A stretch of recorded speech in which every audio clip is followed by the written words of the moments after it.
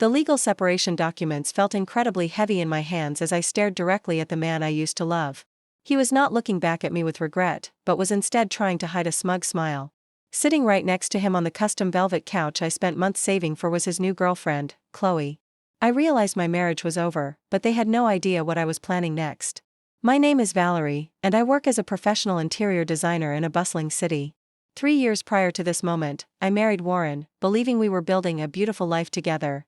He had recently inherited the property of his grandparents, which was a structurally solid house but completely trapped in a past decade. The interior was a disaster of ugly beige walls and severely scratched laminate floors that desperately needed an expert touch. Warren had filled the entire space with cheap discount furniture and random hand-me-downs from his friends. I saw the hidden potential in those empty rooms and decided to invest my own savings and design expertise into a total transformation. Every single piece of furniture, every light fixture, and every custom window curtain was hand-picked by me. I meticulously documented every single purchase because Warren was notoriously reckless with finances. His carelessness eventually trickled down into how he treated our relationship on a daily basis. He stopped helping around the house, criticized the dinners I cooked after working long days, and mocked my passion for aesthetics. The breaking point arrived 6 months ago when I discovered a series of text messages on his phone. He was messaging Chloe, a temporary worker at his office who constantly posted glamorous home decor photos. The messages made it incredibly clear that Chloe was attracted to the beautiful environment she thought Warren created. She even told her friends that Warren had amazing taste and that his wife simply did not appreciate his hard work. I silently saved screenshots of every conversation, every dinner receipt, and every secret hotel stay. I did not want an immediate confrontation because I needed to ensure my strategy was completely foolproof. When I finally arranged a meeting with Chloe and Warren to discuss the end of my marriage, she showed up looking smug. She wore an expensive dress and tried to offer me fake sympathy about their deep emotional connection. I simply cut her off and slid the division agreement across the wooden table.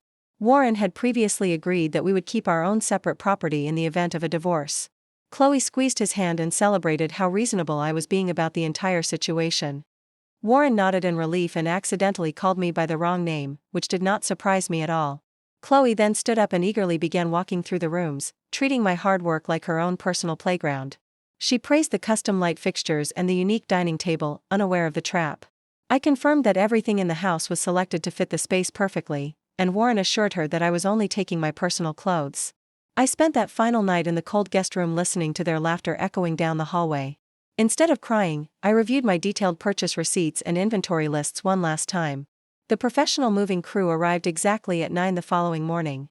Warren and Chloe stumbled out of the master bedroom wearing their robes, looking incredibly annoyed by the early morning noise. Chloe demanded to know why there were 2 large trucks parked outside just for my clothing. I ignored her entirely and handed the complete inventory list over to the moving foreman. The workers immediately began wrapping the expensive furniture in thick blankets and detaching the designer light fixtures. It took 20 minutes for Warren to comprehend what was actually happening in his living room. He rushed forward and shouted at the men to stop touching what he claimed was his sofa. I calmly handed him a folder containing every single receipt from the past 3 years.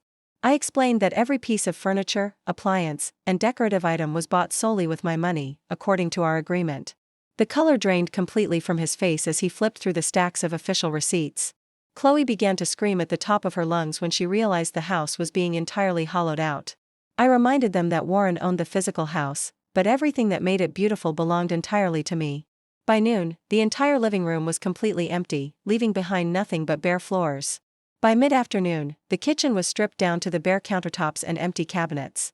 Warren went back and forth between begging me to stop and making empty threats about taking me to court. I reminded him that we had a written agreement that protected our individual property, so he could only keep what he originally owned. The movers even packed up the advanced surround sound system he loved. Just as the main trucks were finishing up, a separate service van pulled into the driveway. 2 workers walked inside carrying tools to begin removing the custom-printed designer wallpaper from the walls. Chloe sat frozen on the bare floor in absolute horror as I explained that the luxury wallpaper cost $8,000 from my own firm. Warren yelled that I could not steal the walls, but I simply laughed. I left them standing together in a completely ruined, empty house with exposed electrical wires dangling from the ceiling.